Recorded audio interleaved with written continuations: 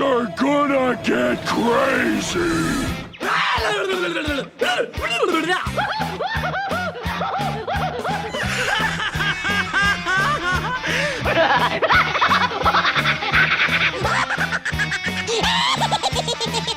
Most everyone's mad here. Now let's go and start this round. Welcome everybody to another great episode of Animat's Crazy Cartoon Cast. How are we all doing today, folks? Have you had a good time? Have you had a nice weekend? I know I did. It was definitely nice. It was definitely relaxing. It was all good, you know? It was definitely nice. But now that we have all calmed down for the weekend, it's now time to go and re-energize with this podcast right here, right now. And by the way, I just want to tell you this right now, and I won't be repeating this until like the very end, but this is just to tell you, you guys should tune in at the very end of the episode because I actually have a little surprise for you all. I won't say what it is, but just tune in at the end. And I understand that these podcast episodes, they can last a long time. They usually run upon, they go for like 2 hours usually, but consider that as a little reward. If you stay until the end, then you'll be treated with a very nice surprise. And also, before I go and do begin, I just want to have a quick mention that there are a few significant people that have unfortunately passed away in the past week. You probably are aware that during last week's episode, there was Ruthie Thompson that has unfortunately passed away at the amazing age at 111.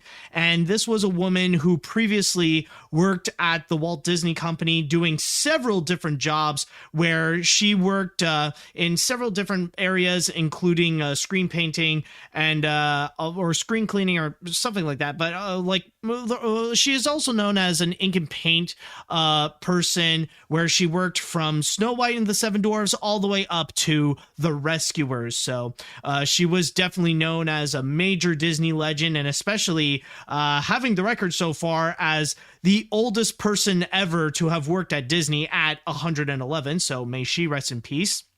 There was also Brian Gobbler, who was the CEO of Hasbro, whom his cancer really hit him hard, where he took a leave of absence to go and have a cure for his cancer, and then a few days later, just suddenly gone. So that was kind of a surprising news right there, so may he rest in peace also.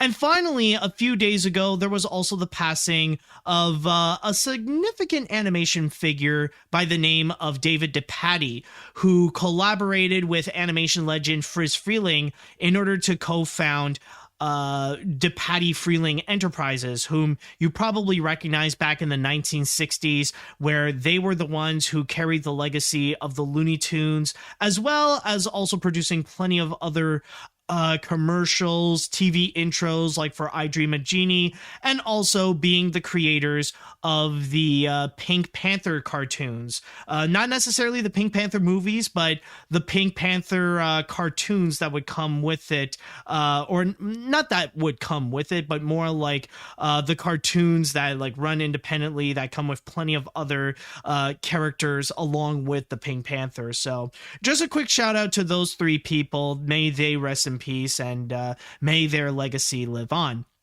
Okay, so now with that one out of the way, now it is time that I will go and ask the chat wall, are you all ready for today's episode of Animat's Crazy Cartoon Cast? Are you prepared? Are you set? Let me hear it, folks. Are you ready? Let's see here. Yep. Okay, yep, that's definitely nice to see. Okay, people are certainly prepared, and I think it is time that we shall go and officially get things started. And with our first story, we might as well go into the big weekend that we had. I know I said before that, we had a pretty calm and relaxing weekend, but we had a little bit of a moment of excitement, especially from the DC fandom, which is kind of like Nintendo Direct, except for all things DC, where they would make all their major announcements and give us little previews of what's to come with DC projects, whether they be for movies, for TV shows, for video games, for comic books, for merchandising, and all that kind of stuff. Like, it was the big moment to let out all the major announcements for DC. And they got a wide range, including some minor little changes to some significant characters, including the new motto for Superman, in which now he will go and fight for truth, justice, and a better tomorrow instead of the American way. Which I think it is a well-fitting change, considering that, especially with how America is nowadays, and unless America suddenly does decide to ban and criminalize nationalism and the Confederacy, yeah, the American way is pretty much the antithesis of truth and justice. And besides, truth, justice, and the American way is not even the original motto of Superman. In the past, it actually was truth, justice, and tolerance. But believe it or not, and this is actually a crazy fact, the reason why they decided to go and change tolerance to the American way is back in the 1950s during the Red Scare, where they actually considered tolerance to be communism propaganda. I am not joking there. So so they have all those major announcements. But in terms of movies, there have been a whole lot that they have revealed in order to really hype people up. Not necessarily show a whole lot, but they did go and preview, just have give audiences a little taste of what would be to come. Rather it be a little bit behind the scenes of stuff like Aquaman 2 and Shazam! Fury of the Gods. Give us a little preview for movies such as DC Super Pets, along with announcing other little direct-to-DVD movies. And then there's also trailers for stuff like The Flash, in which we do have a little bit of a preview of the big comeback of Michael Keaton as his 1989 Batman. But what could undeniably be the biggest announcement of them all, the biggest news that ever came out of the DC fandom this year, has to be the second trailer for what is possibly the most anticipated movie of 2022, and that is The Batman. So let's go ahead, set ourselves up, and check this trailer out.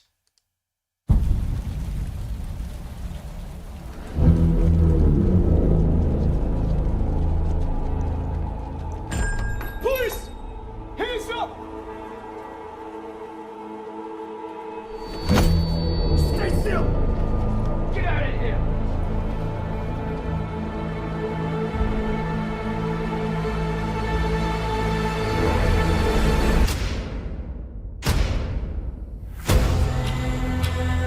Fear is a tool.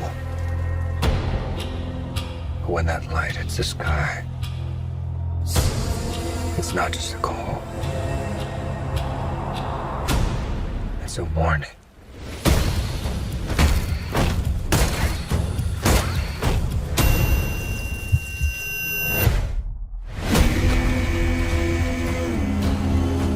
I've been trying to reach you.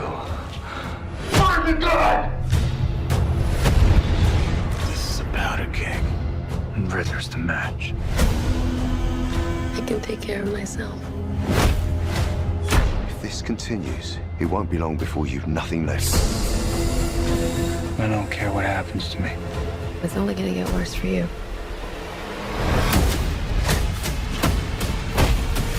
Whoa, take it easy, sweetheart. Hear everything they say, ain't you? Maybe we're not so different. Who are you under there?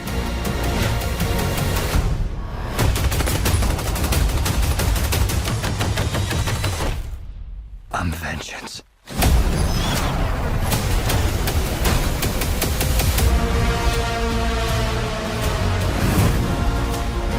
What's black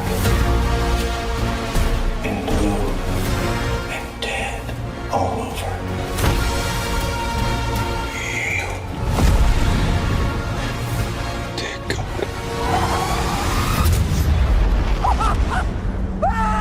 got you! I got you!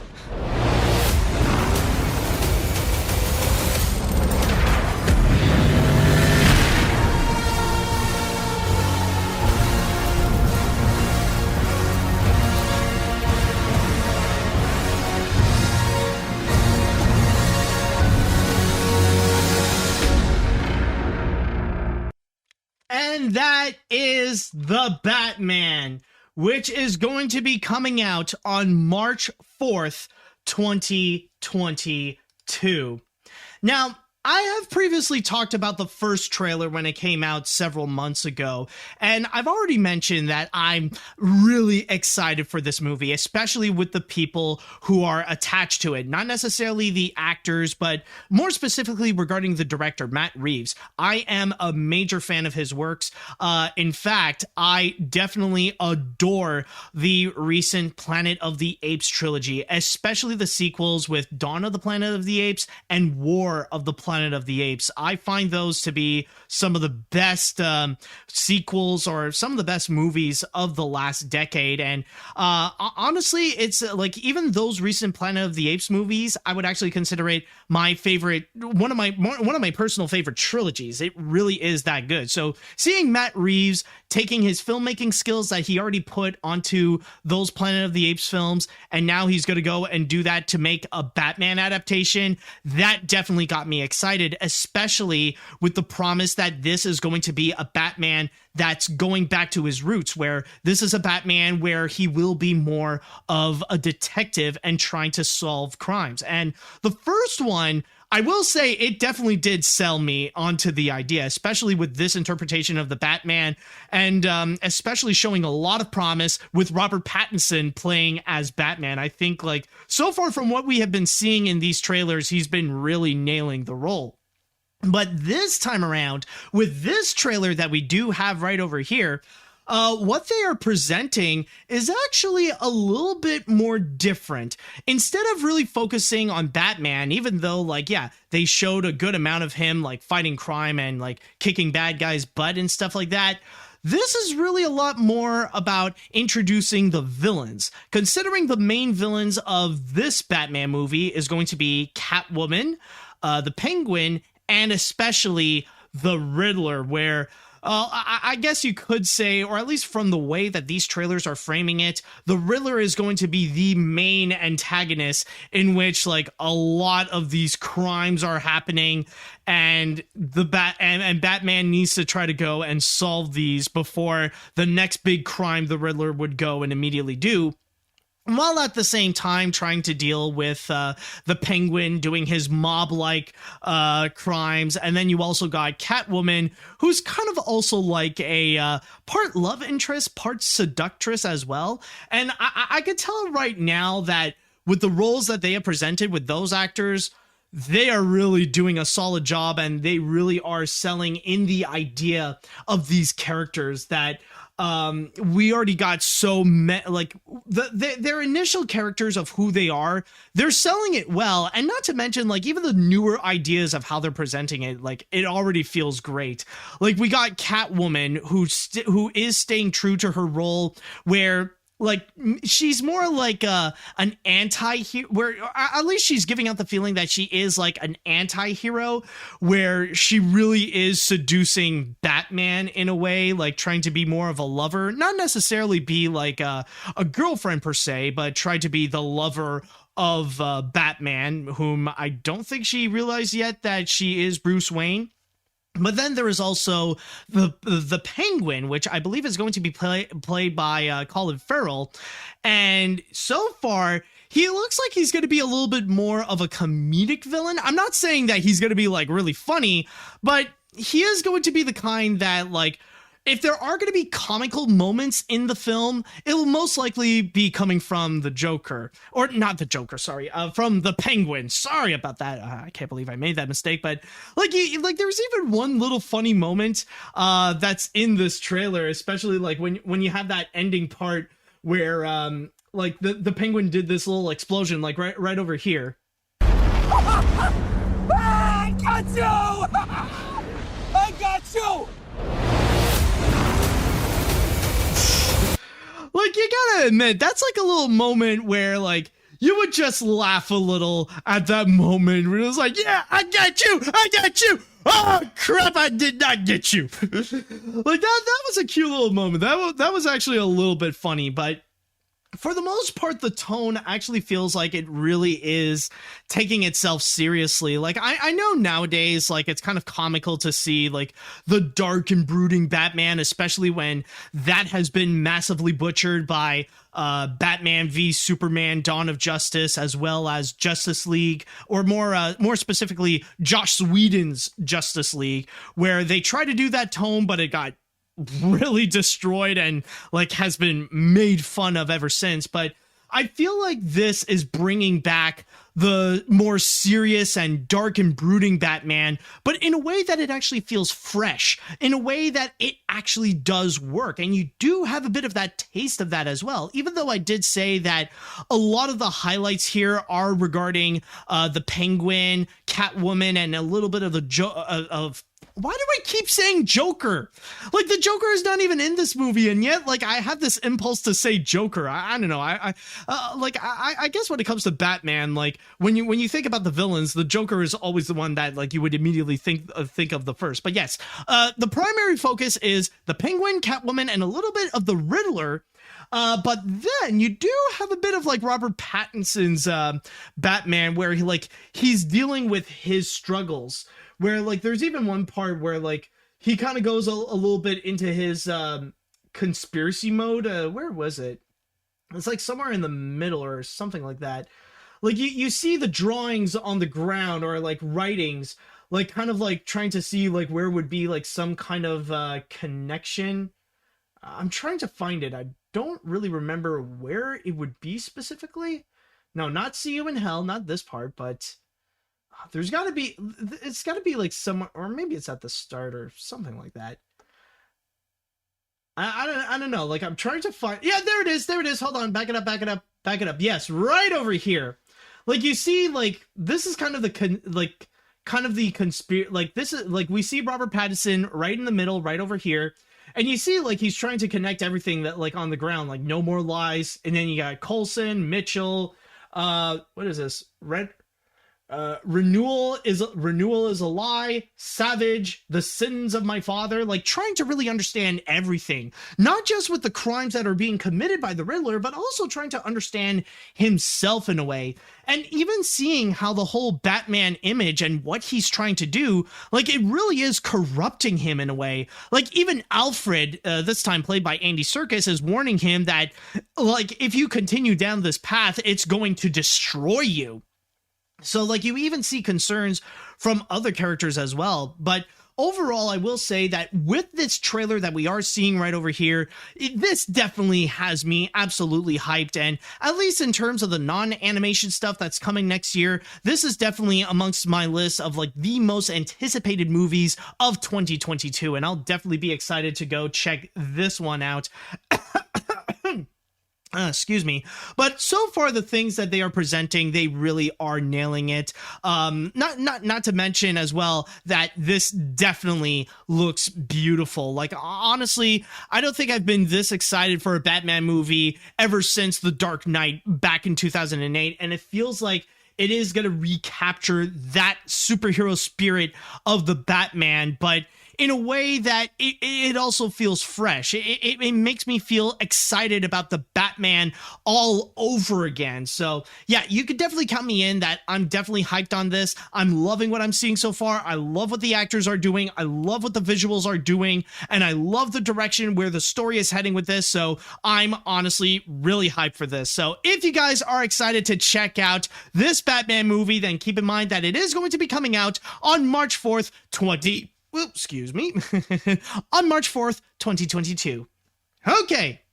So with that said, let us now go into the chat wall, and I would like to ask you all, what do you think about this trailer of the Batman? Are you guys excited for this movie? Does this add a little bit more to the hype for it?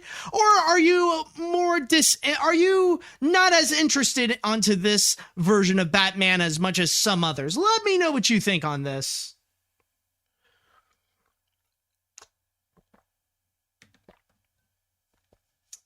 Okay, Let's see what we have here.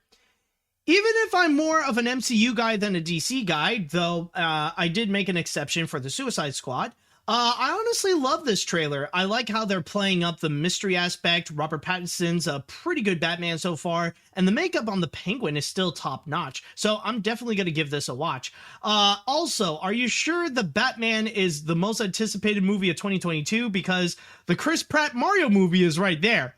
Well, I said one of. Keep in mind, I did say one of. It's not the most anticipated movie of 2022. So it's not like you could go and make me have like a little gotcha moment, all right? This is not a moment where like I just pulled a little... Wait. Wow, this thing was stupidly delayed, but... No, but the thing is, yeah, this ain't a gotcha moment, but this is one of the most anticipated. I know there are definitely other anticipated movies in 2022, including that Mario movie at the end of that year, as well as Across the Spider-Verse, but this is undeniably on the list of one of the most anticipated movies of 2022. All right, let's see what else we have here. As someone who's only seen the Nolan trilogy, this looks really good. I think it's a really good idea that they're going down to the Casino Royale path for this. I trust the actors that they are involved and what the director... you trust the director involved. And speaking of Batman, let's all honor Michael Caine's acting retirement. Did you get the update on that? Because he's not retiring, actually. He's he actually did post on Twitter that he's not going to go and retire. So I don't know, like, what's that whole hoopla going on, but Michael Caine actually did reveal that no, he is not retiring and he will continue acting. But yeah, honestly, like, I trust everything on this. And also I almost forgot one aspect I gotta say that I really did like in this. It's also the music, considering that it is going to be Michael Giacchino who will be working on the soundtrack of this already. That really played a very significant role into the hype on this, and even the soundtrack. Actually, it does feel absolutely epic. Like, let's just have like one more listen to that soundtrack. Hold on. Whoa, take it easy, sweetheart. Hear everything they say, ain't you? Maybe we're not so different. Who are you under there? Like, it definitely does build that hype, and like the soundtrack, even though it's brand new, definitely has that feeling that this is Batman. Like, you can hear the that Batman feel onto it. So honestly, that also plays a massive factor into it. And I mean, it's freaking Michael Giacchino. And I mean, he already has a list of like amazing soundtracks that he has done over the years, whether it be for like live action films, such as the recent Star Trek movies or the recent Planet of the Apes movies, or even working at Pixar, doing soundtracks for stuff like Up. So honestly, so that also plays another massive factor in why I'm excited for this. Let's see what else we have here. This trailer was very legit and awesome, considering that Matt Reeves did an amazing job on the Planet of the Apes movies and Cloverfield. His take on Batman was surprisingly awesome and fresh. I like the ending part with the Penguin, though, that he got Batman but didn't. Thought that he got Batman but didn't. I wasn't really anticipated to go and watch the movie, but I know that fans will have a lot of fun with it when it comes out in March next year. Also, today is my mother's birthday. Well, happy birthday to your mom then. Very nice. Let's see, what else do we have here now? Okay, so I had no interest in this movie because I'm not hugely into superheroes. It looks really cool with this trailer and the previous trailer. Robert Pattinson has done a lot of roles to change from Edward Cullen to Batman, so I don't have any issues with the casting. Catwoman looks really pretty too. Oh, definitely. She's definitely a beautiful woman, and so far she's very promising with her role as Catwoman. So far, that's another very promising aspect. Also, the ending with the car coming out on the fire, freaking awesome. It's so silly, but still awesome and such a joy. Like, whee! But yeah, I think that's definitely another great thing about it. Is like, even though this is something that seems like it will be taking itself seriously, there is still that element that feels like it will have a lot of fun with it. That's why that last shot with the penguin and the explosion has that superhero feeling where it adds more the fun than like the brooding seriousness. So there will still be that superhero element where the action will be highly enjoyable and fun to watch. But hopefully it will know that good blend of mixing the superhero fun with the gritty seriousness of Batman's origins. And by origins, I mean like how Batman started in the comics, not that old story with the, when he was a kid walking out of the theater and then his parents got shot. I think we all know that story from top to bottom. Let's see, what else do we have here? Let's see. I'm not really a diehard Batman fan, but this kind of got my attention. The action is mind-blowing. The performance of Robert Pattinson is Oscar-worthy and is such a breath of fresh air after the Ben Affleck movies. I don't know if I'm going to see this, so yeah. By the way, have you considered watching The Suicide Squad or doing an Animat Watches on it? I don't think I'll do an Animat Watches on it, but when it comes to The Suicide Squad with James Gunn, yeah.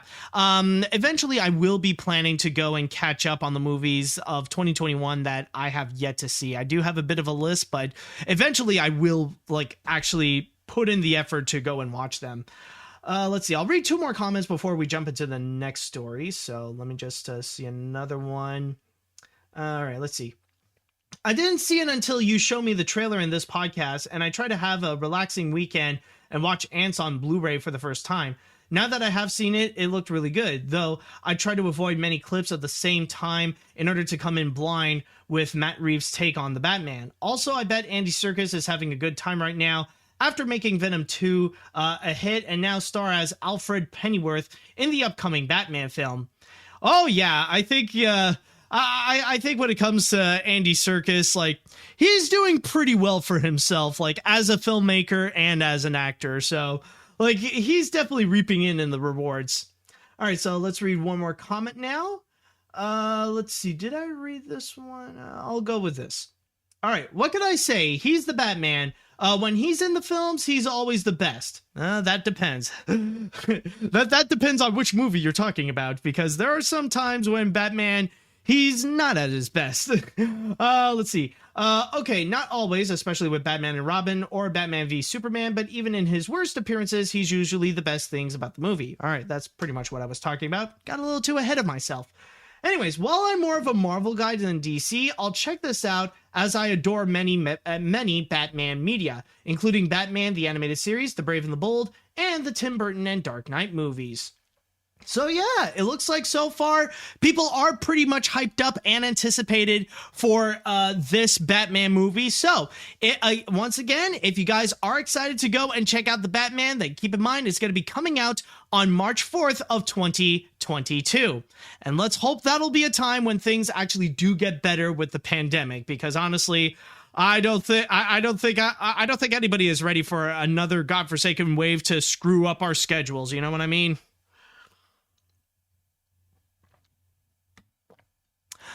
All right, so now with that one done, let us go and talk about our next story. Now, we are not leaving the DC fandom just yet, because there's also another major update regarding a certain show that's going to be coming soon. Not a movie, but a show that I think it's really worth talking about. Now, in the DC fandom, they have revealed a whole bunch of new seasons and new trailers for upcoming series. And they revealed a whole bunch, whether it be stuff that's going to be coming on the CW or even stuff that's going to be coming out on HBO Max or Cartoon Network or whatever. Now, what I will be talking about, technically, it's not necessarily the biggest TV news that the DC fandom put out, because technically that would be the Peacemaker trailer. But what I will talk about instead is honestly another Batman news, but this one I think it's honestly very fascinating to go and talk about. And what I will be discussing is actually going to be regarding Batman Caped Crusader. Now, this has been something that has already been revealed before. Like, this was something that people are already aware that it does exist and it will be coming soon to HBO Max. But the big aspect regarding Batman Caped Crusader is the fact that this is going to be a massive collaboration between between 3 filmmaking legends and 3 Batman legends that shall be working together in order to develop this series. We got Bruce Timm, J.J. Abrams, and once again, Matt Reeves. They're all going to come together in order to go and develop this new animated series. And in a way, some people could say that this could be best described as a reboot to Batman the Animated Series. But one comment that Bruce Timm has made during the DC fandom, what is actually very interesting to note, is the fact that he is saying that Batman Caped Crusader is going to be more Batman the Animated Series than Batman the Animated Series. Now, I know that seems like a weird comment. I mean, like, how can you be more of a series more so than that series you just mentioned? I mean, that feels like a bit of backwards logic. Like, what does he mean specifically by being more Batman the Animated Series than Batman the Animated Series? Well, what Bruce Timm meant there is that now, with Caped Crusader, he'll be able to do more than what he could do than Batman the Animated Series. Because with that Batman show, that one, you got to keep in mind, is a more family-friendly oriented series. Now, we all know that when it comes to Batman the Animated Series, even though it doesn't do anything too extreme to go and get like some kind of PG-13 or R rating, it is a very mature show. Like, it is the kind that does actually take itself seriously, and it is something that more so adults than children can actually find more of an appreciation, especially going into some dark themes, some serious subject matter, like really going in hard, despite the fact that it has to remain family friendly. It's a little bit like Disney's Zootopia in a way, where yeah, kids can watch it and they can enjoy it, but it's mostly going to be the adults that will be reaping in to what it's actually about. So that really is the case right here with what they want to do with Batman Caped Crusader. In fact, let me go and read you specifically what Bruce Timm means from my source here on IGN. As he states, the idea essentially is that the show captures what Timm was originally aiming for with the classic animation, including elements he wasn't allowed to include at the time. It kind of goes back to the original principles of the show that we originally came up with in the early 1990s. There were certain limitations on what we could do in terms of adult content, in terms of violence, and adult themes. He continued, my idea is basically to say, okay, it's 1990 again, I get to do what I want to do this time, and I got JJ and Matt backing me up. And also, he does have the support, like he just mentioned, of J.J. Abrams and Matt Reeves, where Matt Reeves also went to go and extend that, as he puts it here, actually to go into... in fact, with this quote that I'm about to read, Matt Reeves actually goes a little bit more in depth about what's going to be happening in the show, because some people are still a little bit confused of like what's going to be happening, especially if this is going to be the kind of series in which we will see Batman interact with other DC heroes such as Wonder Woman or Superman or Green Lantern or whatever. Well, according to this, no, that doesn't seem to be the case. In fact, Matt Reeves, in how he's describing it, this is actually going to be reinventing the Batmobile wheel, if you get what I mean. As he says here, there's no Justice League. It doesn't exist. There aren't any other superheroes. It's Batman. You're watching this lone figure swimming through the cesspool of Gotham. It's Batman alone. To make things more difficult, this is also a version of Batman who hasn't yet poured his wealth into gadgetry.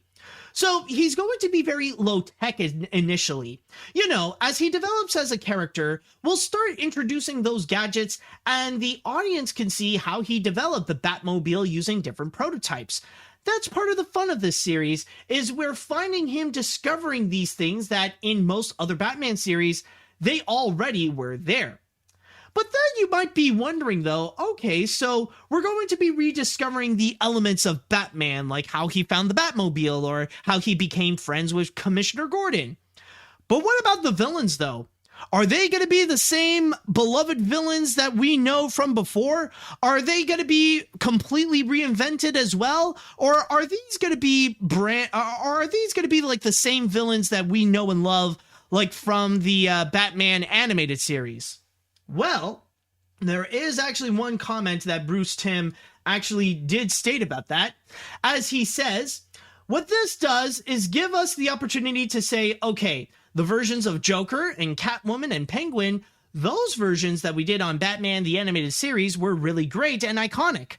But there's a lot of different ways that we could take those characters that we hope will be just as iconic and just as powerful. And so far, unfortunately though, we don't officially have a brand new release date as of yet, but they did state that this will be coming soon on HBO Max and even on Cartoon Network. So yeah, that's basically what we do know so far regarding Batman Caped Crusader, is the fact that this is going to be reinventing the lore of Batman, kind of rebooting everything about Batman, except this time around, they will do a lot more of the elements of Batman, the animated series, except go even further by not being scared to get into adult subject matter, or even go for a higher rating than just like G or PG or Y7 or whatever. That seems to be the big goal here. And from what I'm seeing so far with what they're trying to describe with Batman Caped Crusader, they really want to go and put the hype to the max on this. Like, really make this as anticipated as the Batman with the trailer that we just watched. And I could totally see how there are a lot of elements here where they really do try to go and really hype this up, especially with the people who are attached. I mean, we got Bruce Timm, who was one of the big heads of Batman the Animated Series, and that, as we probably know, is one of, if not the most beloved and highly acclaimed animated series based on a superhero. There's very few and very rare that you would find that is even in that same league as Batman the Animated Series. And then you also got major filmmaking legends such as J.J. Abrams, as well as Matt Reeves, whom is also hyping things up with his own adaptation of Batman. So who knows, maybe there could be a secret link between what we are seeing with Batman Caped Crusader with the Batman that's going to be coming out. And from there, from there, of course, they are hyping that element up of the fact that this is technically a reboot of Batman the Animated Series, but go and push the envelope even further to be to not be afraid with the adult themes that they might introduce, or even present or even like go heavy on the violence, like really push it that far, even though the animated series does already extend that violence to a brand new level. And like one great example is with Batman Mask of Phantasm. Now that's actually a movie, like technically it's a movie spinoff of Batman the Animated Series, but that is the kind where yeah, things do get very serious, more so than debatably some other some other live action Batman movies out there. And you can imagine what they've already established with that, but then add in a lot more where they won't have as much limitations as they would in the past.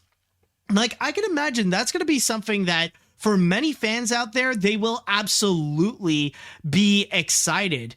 And especially one thing that I will say that I actually really do like in terms of the idea with what they are doing with this Batman is the fact that this is going to be a legitimate reboot to Batman and actually show the origins of several elements that for a very long time we have never actually seen. Now, I know that with many adaptations, like I already said before, like we've seen way too many times of how Bruce Wayne became Batman, or where he originated the whole idea and stuff like that.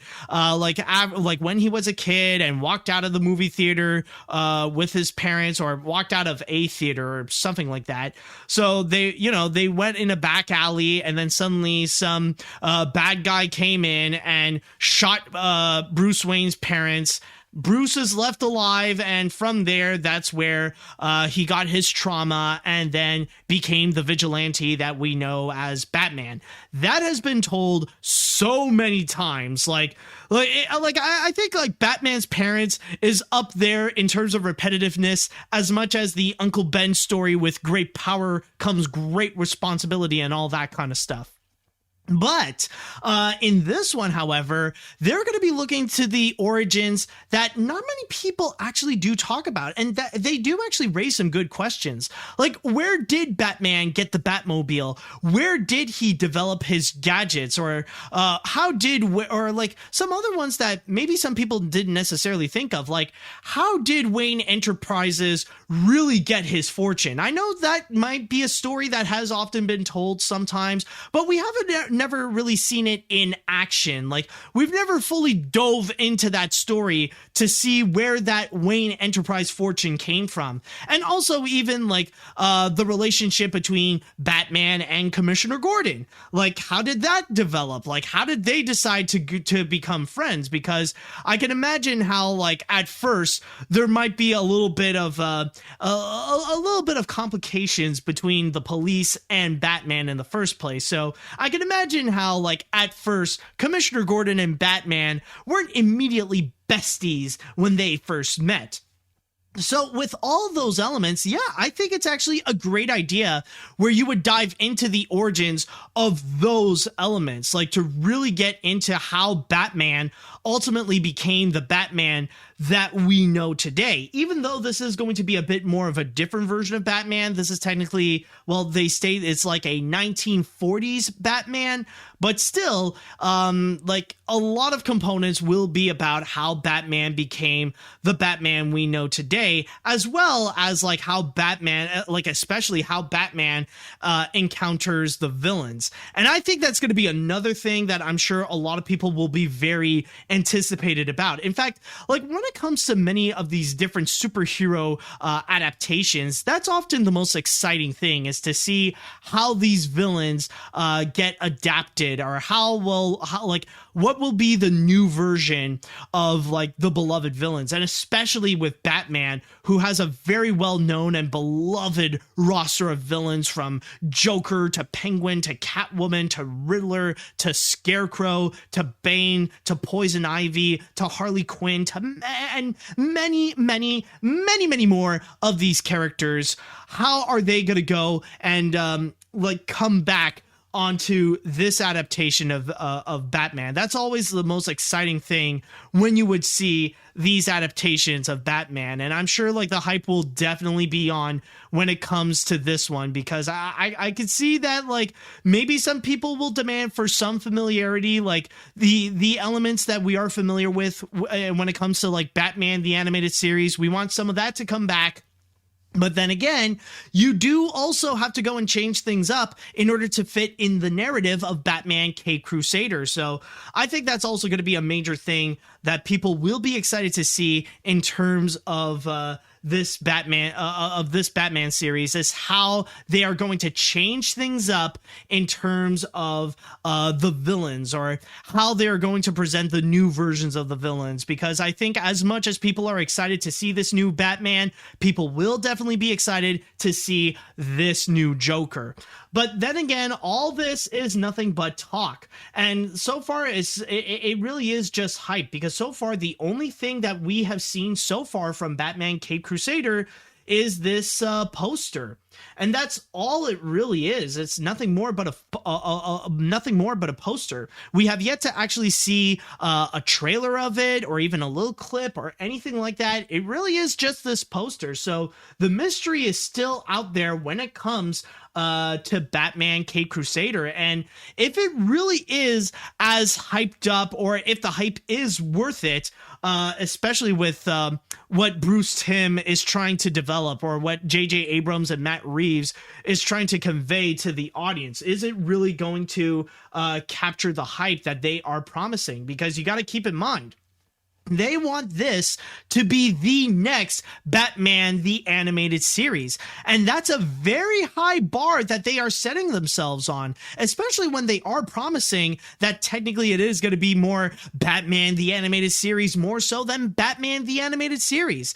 That, you know, that's an extremely massive promise that they are making to their audience, and something that will that could possibly end up with massive disappointment if they don't actually achieve that promise. So they got a very high bar that they have to pass, but I'm sure like a lot of people would definitely trust would definitely trust those who are attached to this series, especially with people like Bruce Timm and even the addition of Matt Reeves as well. So ultimately, we will have to wait and see. And I mean, they are promising some major things with this show, but can they deliver that with the series itself? Is it really going to be the next big animated Batman series? Because so far, we already got some major Batman series that are going on right now, including the Harley Quinn series. So honestly, like, we will have to wait and see. And I mean, they are making some good promises, and they do sound pretty exciting. They do sound great, but are they able to pull that off? Honestly, I don't know. That's still something we will have to wait and see. All right, so with that said, it is now time we shall go once again to the chat wall, and I would like to ask you all, what do you think so far of Batman Caped Crusader? Are you guys excited to see this series? Are you guys really hyped up with the promises that Bruce Timm and the other filmmakers are making? Or do you highly doubt, and maybe you might feel like maybe Batman Caped Crusader is a bit overhyped? Let me know what you think on this.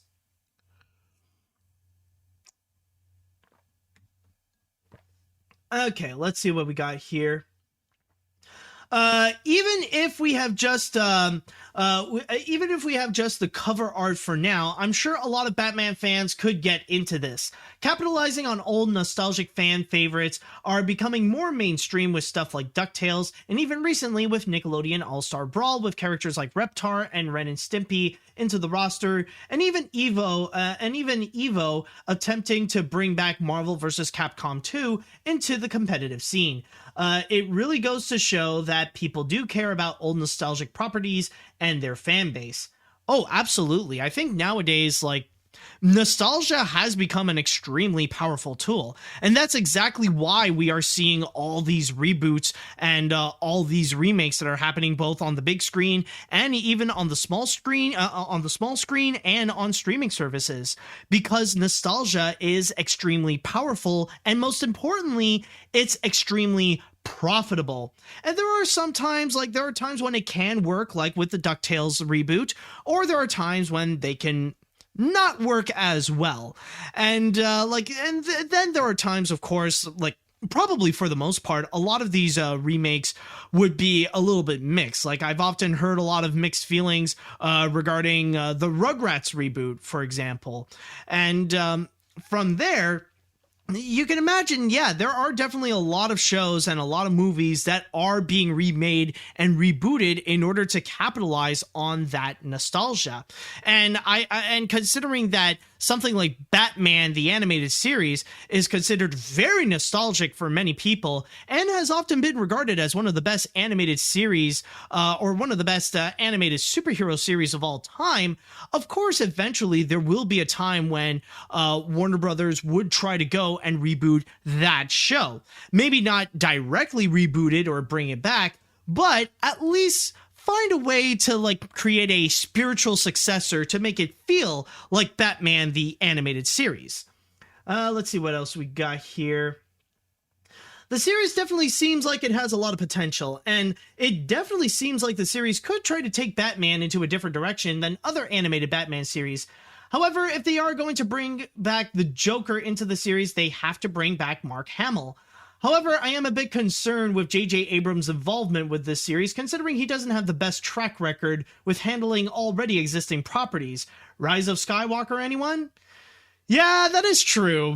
I wanted to avoid that aspect, but you do bring up a good point over there, because it does happen that when J.J. Abrams does try to handle already existing properties, I mean, like, he does well, like, he can do well as a producer, but sometimes, like, you give him an already existing property and, like, he could end up really screwing things over, which is what happened, of course, with the Star Wars sequels when he tried to work on Rise of Skywalker, or even debatably a little bit with the recent Star Trek trilogy, like with Star Trek Into Darkness. I did hear the third one was better than the second, but still, though, that is another one that is worth mentioning, where J.J. Abrams is not necessarily the most trustworthy when it comes to handling already existing properties. But then again, like, it does balance out that we do have someone like Bruce Timm and Matt Reeves also working on this, so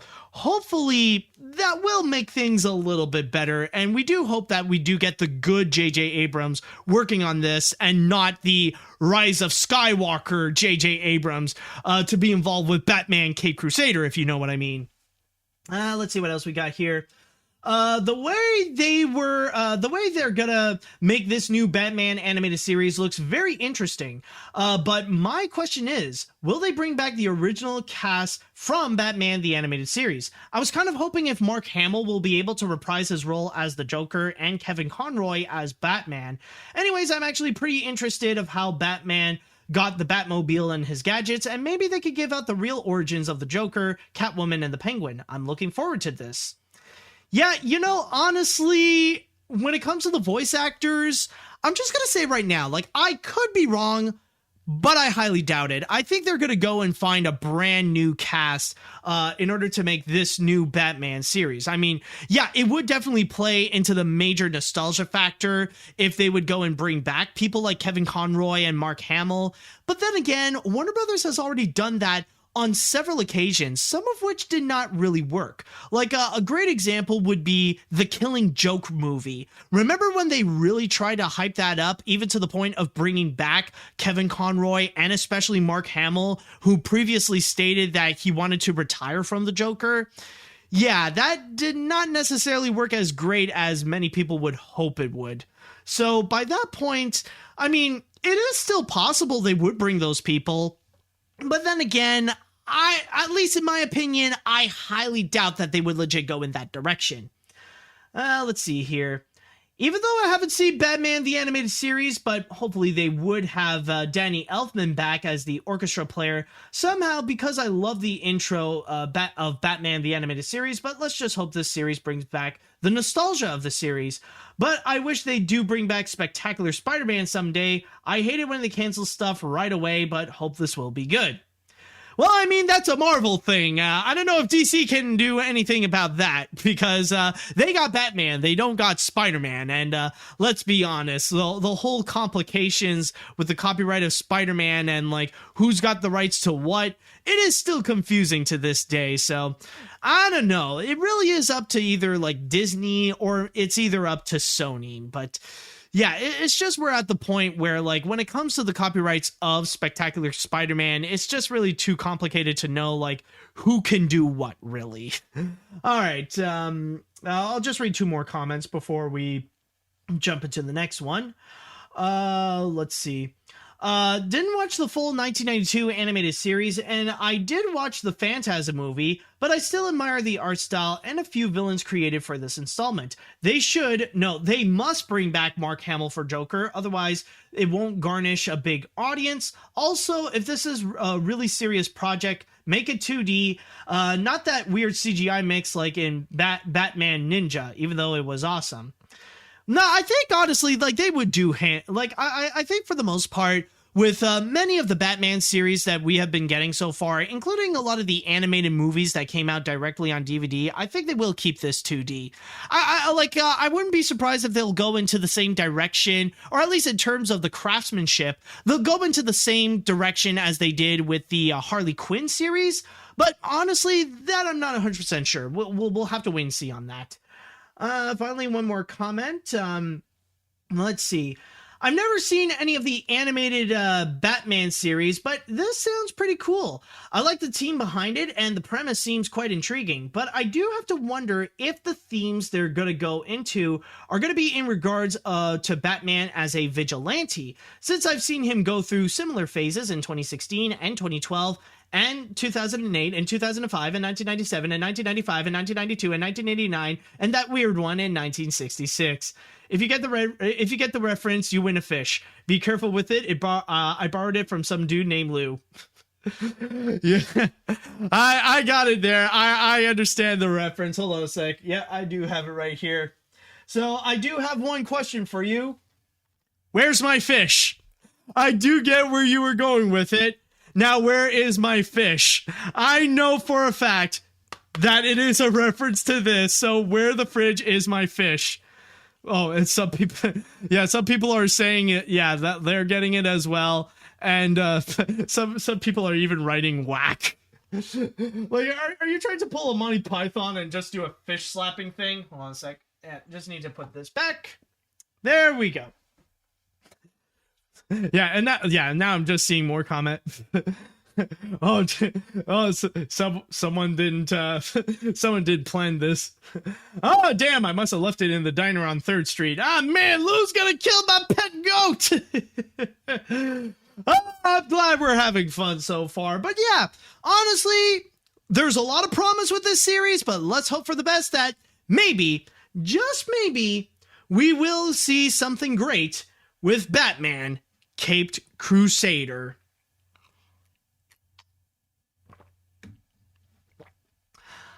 Okay, so now let's go into our next story, and we're pretty much all good with the DC fandom, and let's talk about a viral video that chances are you guys have probably seen it. Let me just ask you all, have you guys seen that test footage for that proposed Robin Williams movie? Have you guys honestly seen that? Let me know in the chat wall. Have you guys seen it? Let me just see. Let's see now. Hold on, the comments will come. Oh, okay. Oh, interesting. Okay, so most people didn't see this. Interesting. Okay, well, just to give you guys a little bit of context, there's an actor whom I did forget his name, unfortunately. Like, when we're going to get into this story, I will go more into it. But there is an actor who decided to do a 5-minute test footage of this proposed idea for a Robin Williams biopic. And in that shot, basically the little plot line that they did present was one of the darkest moments of Robin Williams' life, where he was prepping up for a scene in Mork and Mindy, and the actress who did play Mindy had to confront Robin Williams to go and tell him that John Belushi passed away, which was a very traumatizing moment for Robin, because on the night before, he was actually hanging out with John Belushi doing drugs and stuff like that. But, like, he knew very well what is it that he died from, and it really crushed Robin Williams' soul and kind of changed his life a little bit. And it was a moment where everybody was just absolutely amazed, not just by the scene itself, but especially with the actor who played Robin Williams. Like, he nailed that performance and captured the comedic mannerisms of Robin Williams, and even the times when he would have to be serious and, like, what he would have to do in terms of, like, coping with a very serious moment, like one of his best friends died during a moment where he could have saved him and stuff like that.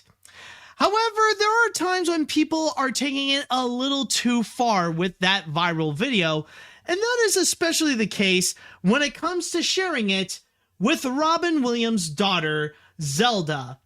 Yes, on Twitter, Zelda Williams, the daughter of Robin Williams, had to go on social media to blatantly tell people to stop sharing that viral video with her on social media. In fact, she actually stated, I'll go and read directly on Twitter from the source, where it states, "Guys, I'm only saying this because I don't think it'll stop until I acknowledge it. Please stop sending me the test footage. I've seen it. Jamie is super talented. This isn't against him. But y'all spamming me an impression of my late dad on one of his saddest days is weird."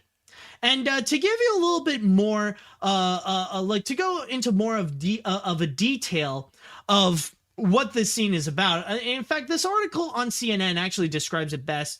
It says here, on Tuesday, actor Jamie Costa posted a 5-minute video on his YouTube channel in which he acts out a scene of him as Williams learning from his Mork and Mindy co-star Pan Dauber, played by Sarah Murphy, of the death of his friend comic John Belushi. And from there, she pretty much had to go and make that massive post to go and tell people, please stop sharing that video with her, because it was at the point where her social media was just being spammed by people trying to make her show this clip. So you can imagine how it is a little bit overbearing for her. And this is not necessarily the first time where Zelda Williams had to go and face this kind of this kind of overbearing amount of attention on social media when she didn't necessarily ask for it. In fact, unfortunately, Zelda Williams has been a target of harassment on several occasions. Probably the worst case was actually back in 2014, where it even says here, in 2014, she quit Twitter and Instagram for some time after she was trolled in the wake of her father's death, which caused Twitter to revisit its user protection policies. So that's pretty much the big thing. Because of that Jamie Costa video, people were just desperately sharing it again and again and again to Zelda Williams regarding that scene, and she had to go as far as to go and stop it. Now, I know it doesn't necessarily seem that big of a video, but I just really want to go and actually comment on that because it feels very fascinating. And I will say, as my experience as an internet personality, even though definitely not as big as Zelda Williams, there's just so much of it that I feel is extremely familiar. Now, one thing I will say, if I could go and quickly put my opinion on it, this viral video, what Jamie Costa did in that 5-minute test footage, I find it to be absolutely incredible. And yeah, Jamie Costa did a phenomenal job trying to be like Robin Williams. Like I said before, I personally find that he did do such a great job impersonating Robin Williams and his mannerisms. Now, keep in mind, I personally do not know Robin Williams myself. This is I'm just a Robin Williams fan who only knew him from the documentaries and the movies and the stand-up specials that he has done. So at least this is from the perspective of a fan that I find that he really did do a great job. But at the same time, I really do understand how this is very much messed up what people are trying to do in terms of trying to share that video in particular with Zelda Williams. Because one thing that you do have to understand is that she is Robin Williams' daughter. So of course, that video will definitely hit differently than most other people. There are definitely tons of people online that are demanding for a Robin Williams biopic to actually go and happen. And personally, I could see that working. I could definitely understand why people would love to see a biopic on Robin Williams, because he's one of those he's one of those figures that's just so fascinating to see his life and to see everything that he went through in order to become the legend that he is today. In fact, Robin Williams is kind of like someone like Walt Disney, where you could just take one aspect of his life and you could make an entire feature film out of. But in the case with Zelda Williams, I understand why her perspective or how she views it, it's not as strong as plenty of the Robin Williams fanboys out there. Because the thing is, when you do think about it, what people are doing is absolutely messed up, because what people are doing is sharing her a video of a guy impersonating her deceased father, reenacting one of the darkest moments of his life.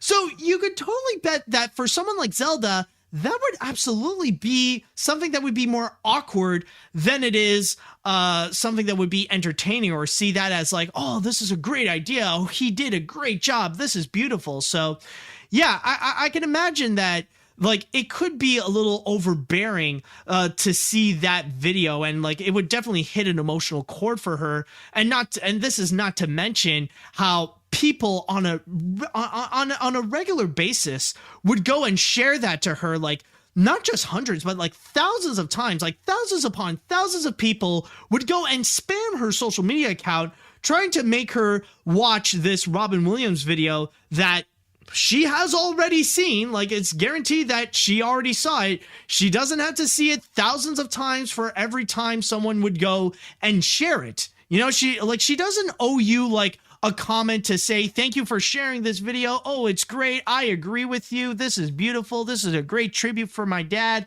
Like, no, she doesn't owe you any of that. She is still a person no differently than you. And like what people have done, like with trying to share that clip, even though it's unintentional, this is full on harassment. And the reason why I find this one, like I find this story so fascinating, is the fact that it actually does highlight a very serious problem with people and their behavior online. And that is the fact that people post before they would go and think. They wouldn't even have time to think. Like, they would see something that would happen and they would impulsively go and try to make a comment on social media, rather it be like on Twitter, on Instagram, on Facebook, or whatever. They just have the impulse to go and say something without even thinking if what they're saying is actually even a good idea in the first place, or the consequences of saying that comment. And that's especially the problem, is that they don't realize the consequences to their actions. And even though this is online and some people can remain anonymous while they would go and make that comment, they're not realizing that their actions and their comments can have some real world consequences, and people don't really realize that. And that's something that even I have to go and face on a regular basis. And I mean, you know, with the comments section, I mean, like that's just a toxic waste dump right there, especially on YouTube. Not all comments, but when they are toxic,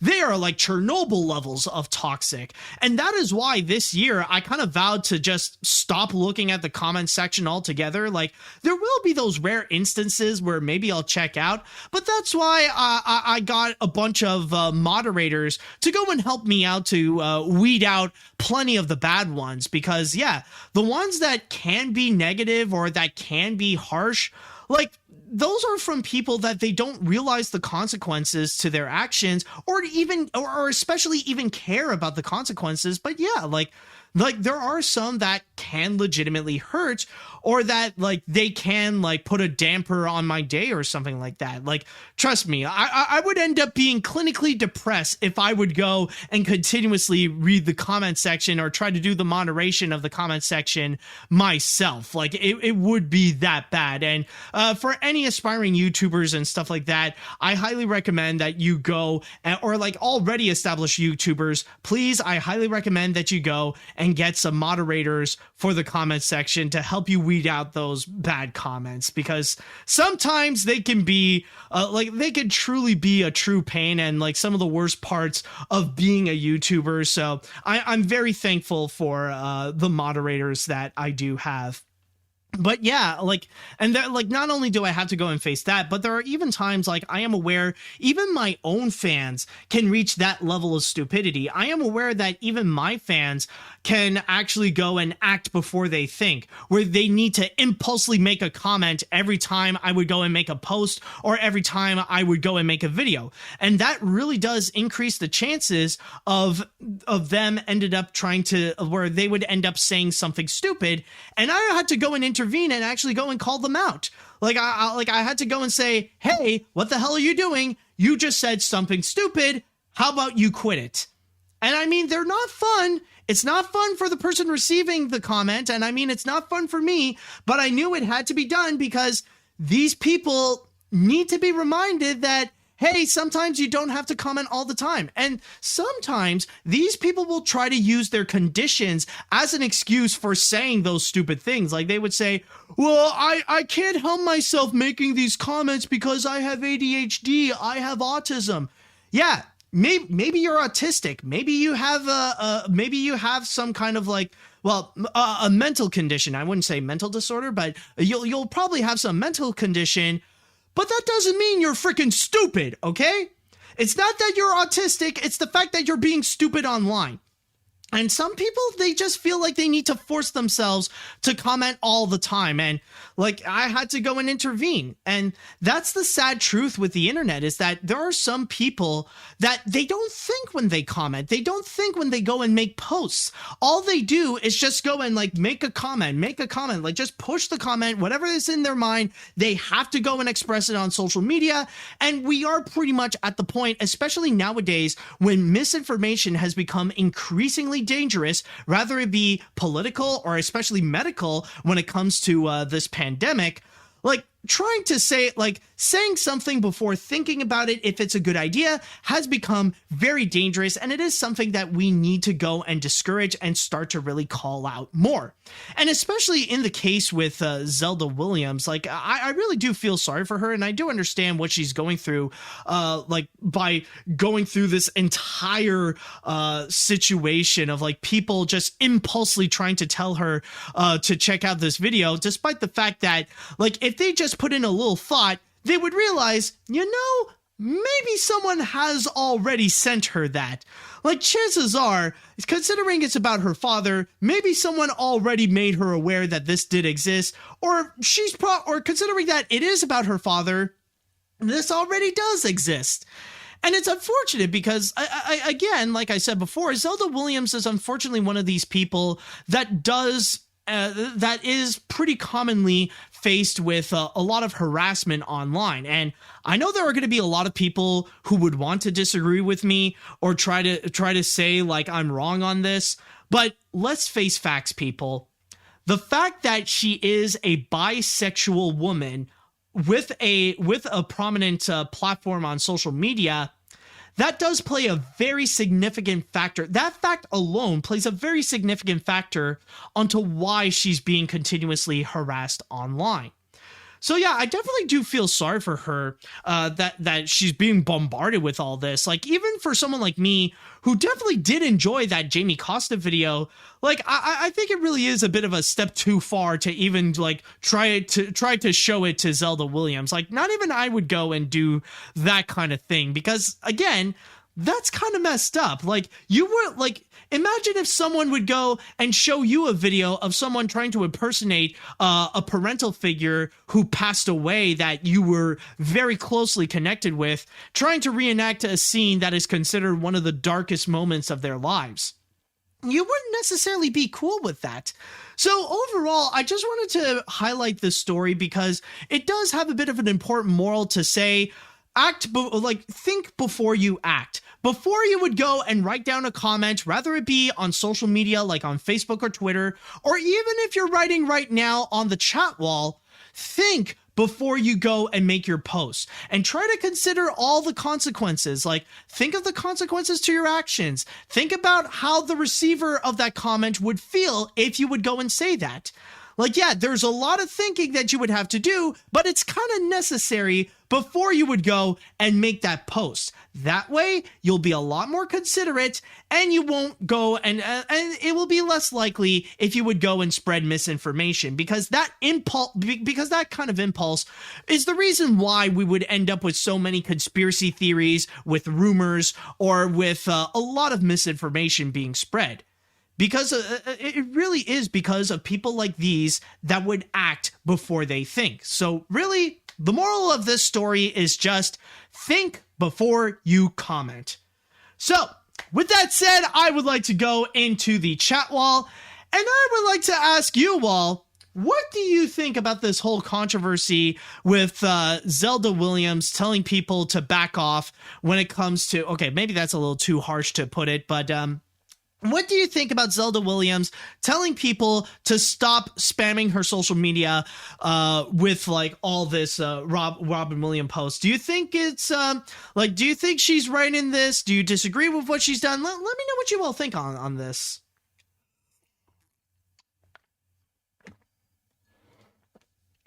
Let's see. Poor Zelda. Sometimes people on the internet can be inhumane. It's honestly best to judge some moderator, just to get some moderators to block these self-centered idiots because they could be really ridiculous.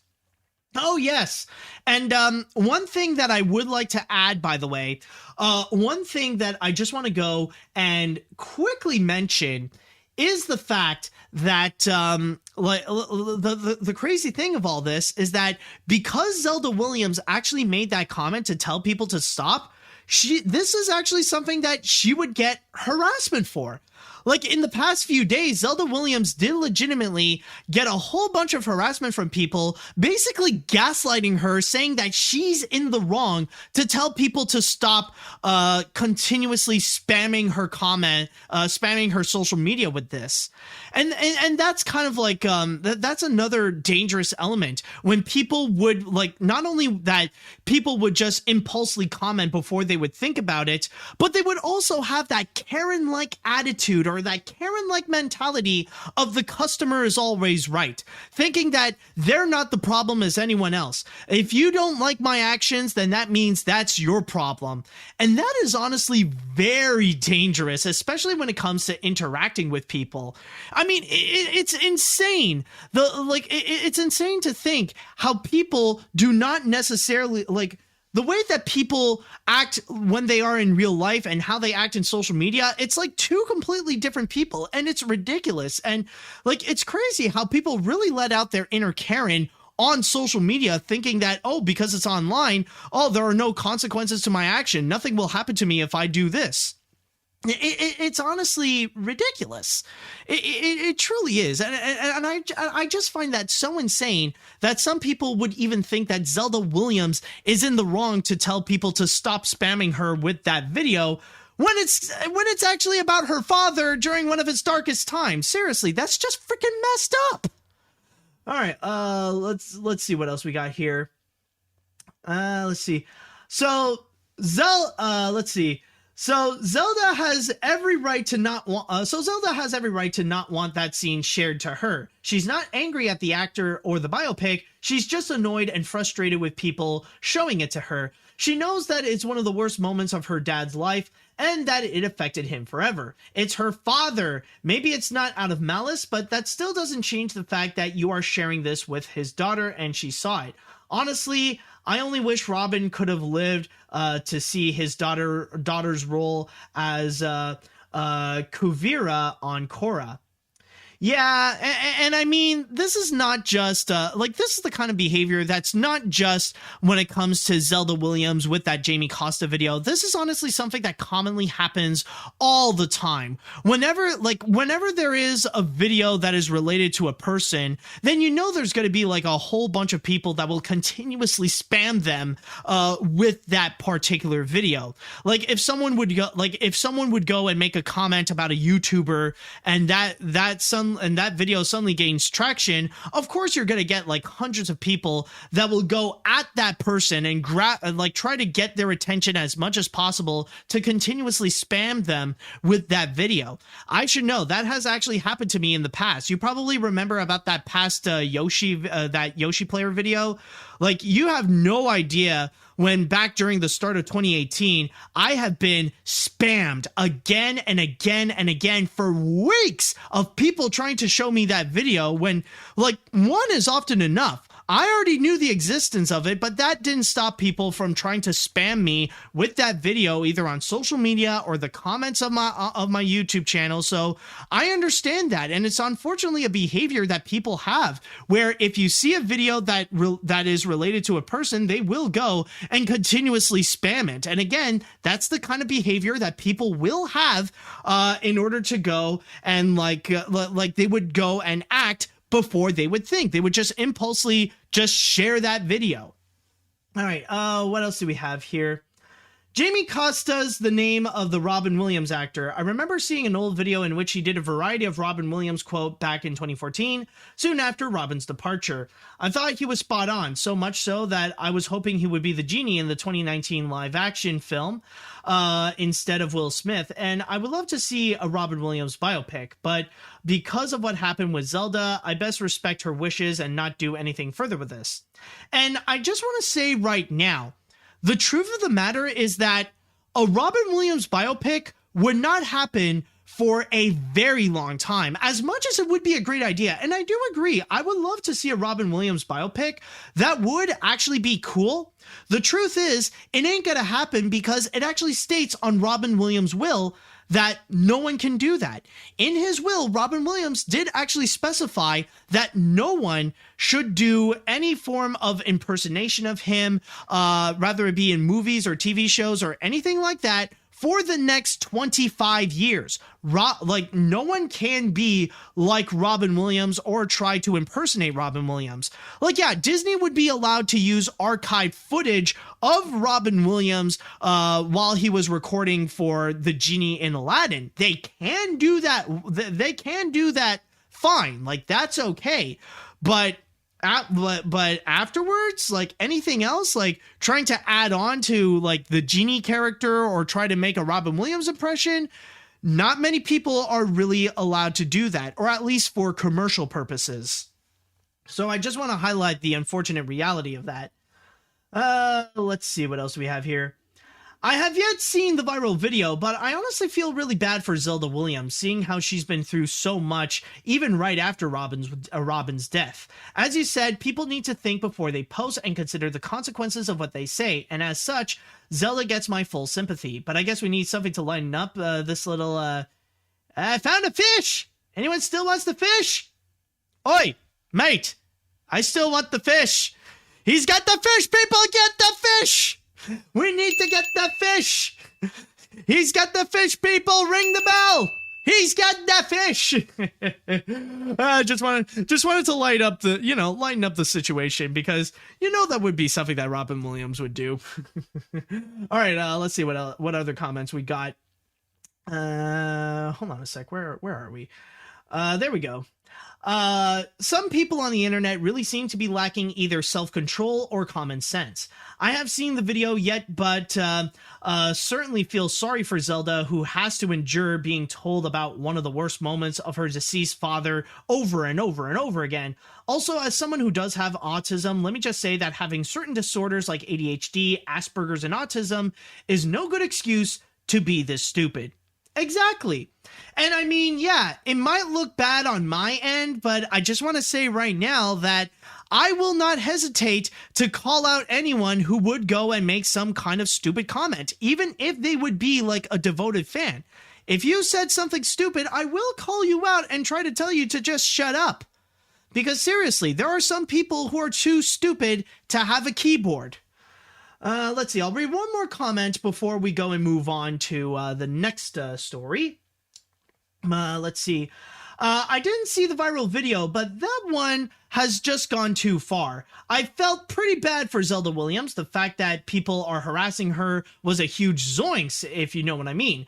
And you are completely right, Matt. It would be very dangerous if we spread misinformation the next time when we comment and write our opinions, and saying we should think first before doing anything. Thank you for giving us a great moral. So, yeah, exactly.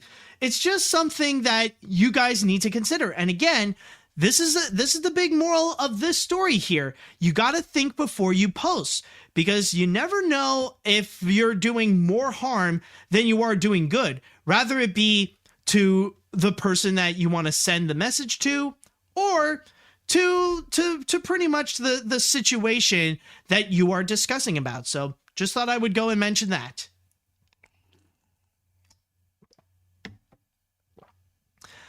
Okay, so, woo, I got a subscriber. Thank you so much to PNN Legend for that subscription. That is very nice of you. All right, anyways, let's go back to our next story right over here. And what I got, by the way, good news, we are going to lighten up the mood right over here, so don't worry. Things are going to be fun again. Things are going to be like you can go and do a little... so you can have those fun times. But with our next story, one thing that I will say, more so than it is fun, I will say this is actually intriguing. I do find this very interesting because they are bringing back a series that for a few years ago they said that this is going to be over, but of course they are bringing it back in a very interesting way, a modern way, you could say. So, what I got over here, yeah, some people are mentioning, oh, is it going to be Home Alone? Nah. A lot more interesting than that. What I'm going to be talking about is going to be the comeback of dragons in the 9 realms. So let's just go and check out this little teaser. You want to hear a story about dragons? Everybody's got a favorite, right? But I've got a dragon story you haven't heard. And this one is my absolute favorite. Because this story is mine.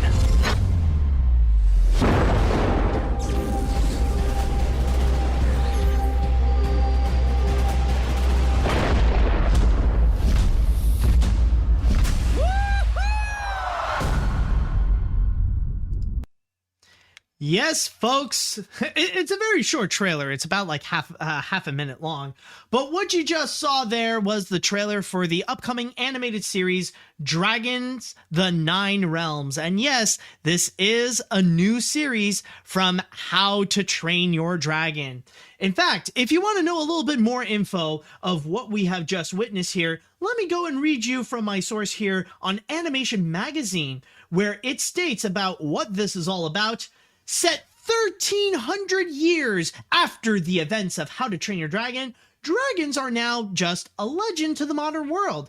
When a geological anomaly opens up an immense miles-deep fissure in the Earth's surface, scientists from all over the world gather at a new research facility to study the mysterious phenomenon. Soon a group of misfit kids, brought to the site by their parents, uncover the truth about dragons and where they've been hiding. A secret they must keep to themselves to protect what they have discovered. And so far, they have revealed one person that is going to be in the cast, and that is actually going to be the next Hiccup, if you will, who's going to be voiced by none other than Jeremy Shada, who you may know him more as the voice of Finn the Human in Adventure Time, Lance in Voltron Legendary Defender, and Robin in Batman, the Brave and the Bold. So that's pretty much the big thing about this, is that How to Train Your Dragon is back, but now set in the modern world. And I will say, from the looks of things over here, already I do have several questions. Like, of course, considering this is a How to Train Your Dragon series, of course, the main character's dragon has to be a Night Fury. But what is actually very interesting is the fact of the Night Fury itself, because if you do look closely at that particular Night Fury, you'll find that it's actually quite familiar. It actually looks like the Night Fury who is one of the kids of Toothless and that white Night Fury, you know, that shiny Night Fury, if you will, for Pokemon fans out there. So yeah, it does look like it's one of the kids, but it does raise the question, and I don't know if this is something that they've already established in How to Train Your Dragon lore. How long do Night Furies age? Because, like, yeah, they are dragons, and you could expect them. Oh, some people are saying Light Fury. Oh yeah, it is a Light Fury. It's been a while since I've seen Dragons 3, I will admit. Yes, I do mean the Light Fury. But anyways, as I was saying, one thing that I'm not sure about is how long do Night Furies live? Like, I'll buy the fact that dragons can live to like over 1,000 years old, but you got to keep in mind, if this is Toothless's kid, then yeah, like that would pretty much mean, according to the synopsis, that this dragon is 1,300 years old and it still looks like in prime shape. So I don't know, like that is something that I feel like I have to question. Like, I get it. I get that we need to have some familiarity in terms of How to Train Your Dragon. So of course, if you're going to make a How to Train Your Dragon series or make some kind of How to Train Your Dragon reboot, then you got to make the main character or the dragon of the main character a Night Fury, so you can have a bit of that familiarity with Hiccup and Toothless. And that's kind of what they are doing over here. But one thing I am wondering is, are they like, is this actually Toothless's kid, or is it just, or are they going to do like this is an ancestor to Toothless and the Light Fury, to the point where like all the Night Furies they look they look like they look mixed, where they are both black and white all the time. That's how all Night Furies are by that point. I don't know, like that'll probably be something that they need to go and answer. But the big thing that I will say is actually strangely interesting is the fact that, of course, they are bringing back How to Train Your Dragon, but in the modern world.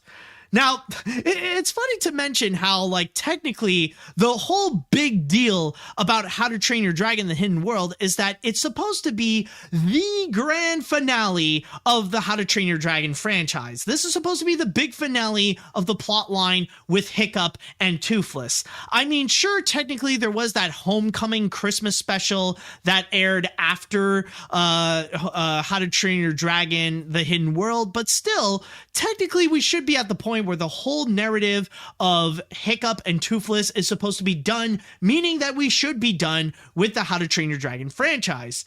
But I guess Universal does not want to let go of the How to Train Your Dragon franchise, and there is still some money that they need to squeeze out of. And I don't necessarily mean just with like maybe with the Universal Studios, and they would go and make rides and shows based on How to Train Your Dragon. And apparently, one of the new recent Universal Studios that opened, I believe it's like in Beijing or something like that.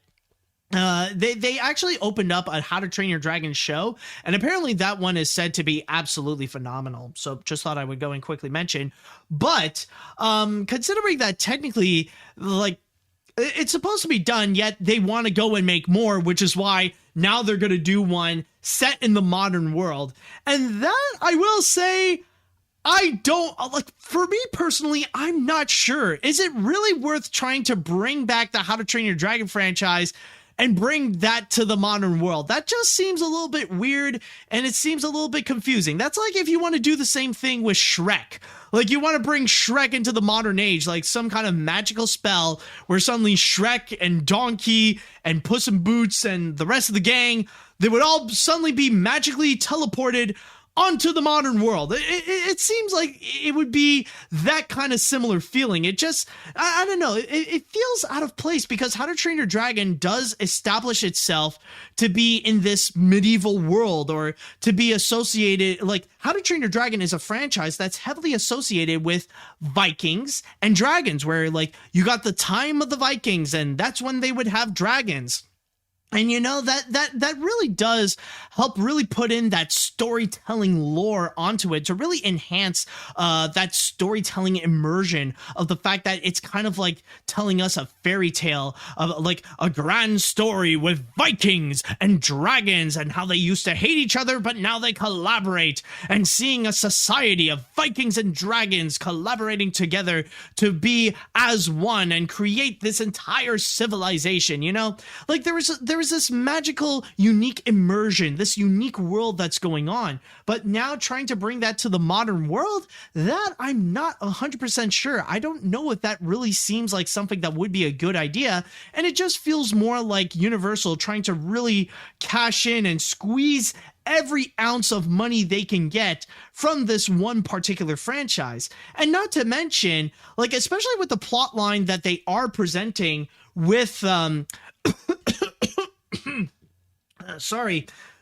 something went in the wrong hole. But anyways, when it comes to Dragons: The Nine Realms, it's just with the whole plot line with what they are bringing up, it honestly feels a lot like they're trying to do something similar to Jurassic World Camp Cretaceous. Like, you know, that animated series DreamWorks is doing based on the Jurassic Park franchise. It really does feel like it really feels a lot like that, where you got these misfit kids that are interacting with dinosaurs, but instead of dinosaurs, now they're just interacting with dragons. And not to mention that it's all going to be set in like this science facility where they're trying to learn more about like the phenomena that's currently going on. But again, instead of dinosaurs, it's this like this situation that's going on where like the earth opened up a little bit because of the earthquake, and now the kids have discovered a dragon they've discovered dragons that they want to keep a secret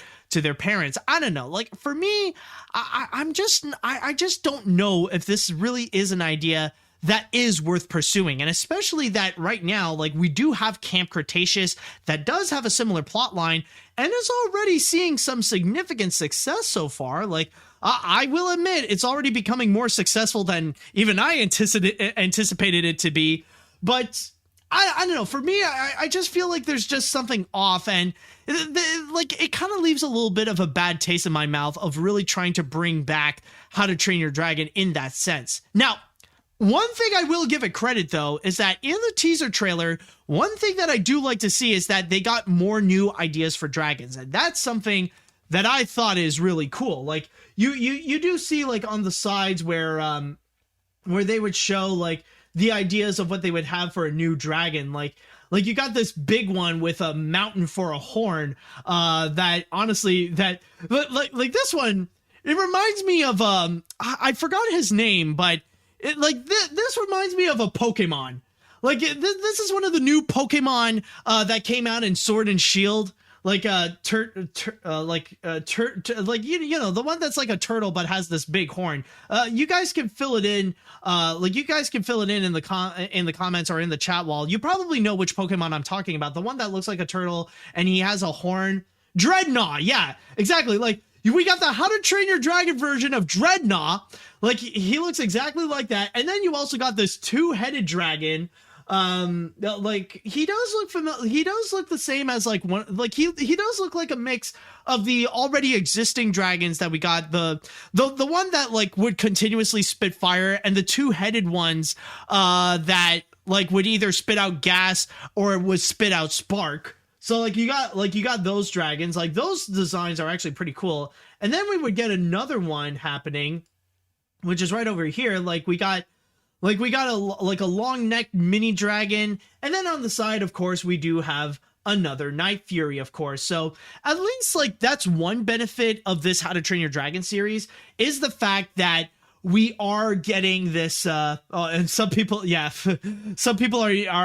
even correcting me, like, bringing up, like, the other dragons that are mentioning, yeah, like the Chinese Hydra, and yeah, Rough Nut and Tough Nuts Dragon and stuff like that. Yeah. Of course. Like, I do get what you mean. But the point is that I'm definitely down for the idea of introducing more dragons to the franchise. I think, like, that's easily one of the best parts of the world building of How to Train Your Dragon, is to see the variety of different breeds of dragons that they would have in there. So, like, we'll probably see some familiar dragons in there, some new dragons as well. So that would definitely be cool. But the whole idea of bringing the How to Train Your Dragon franchise to the modern world, that is still something that I am honestly iffy about. I just don't know if this is an idea that I could honestly be cool with. So I don't know, like, maybe some of you might have a different opinion on this. Some of you might think it's a good idea. Some of you might think it's not, but honestly, I don't know. Like, we will have to wait and see with, how this series will go. And if you are interested in seeing this series, if you really want to know how Dragons the Nine Realms is going to be, then keep in mind that it's going to be coming out on December 23rd on Peacock and on Hulu. Interesting choices, not on Netflix, but more on Universal's own streaming service, as well as Disney's second streaming service as well, technically. Which does make me wonder, does that mean I'm going to get this on Disney Plus as well? Who knows? I'm just fooling around. All right. Anyways, let's go into the chat wall right now. And I would like to go and ask you, How do you guys feel about Dragons: The Nine Realms? How do you feel the fact that they are taking the How to Train Your Dragon franchise and put it in the modern world? Do you think it's a good idea? Are you guys hyped up for this series? Or are you guys a lot more iffy? Are you not sure that this could work out? Let me know what you think on this.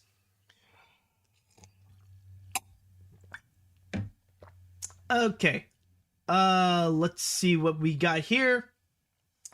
Don't you think this kind of kills off the world building of How to Train Your Dragon? Aside from The Legend of Korra and a bit of Pixar's Onward, this also kind of reminds me of Lunatics Unleashed. It takes place in the year 2772, and things are a lot darker, grimmer, and a lot less funny, completely destroying what the Lunatics' ancestors, the Looney Tunes, were known for: wacky, zany comedy in any situation. While the tone is still there, this feels a bit alienating. Exactly.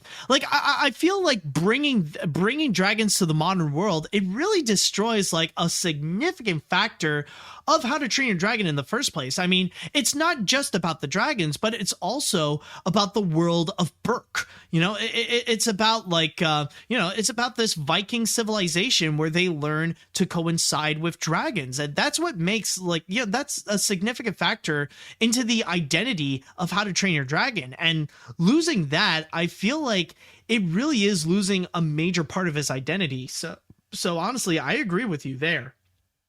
Let's see what we got. As someone who is a fan of How to Train Your Dragon, I am a bit mixed.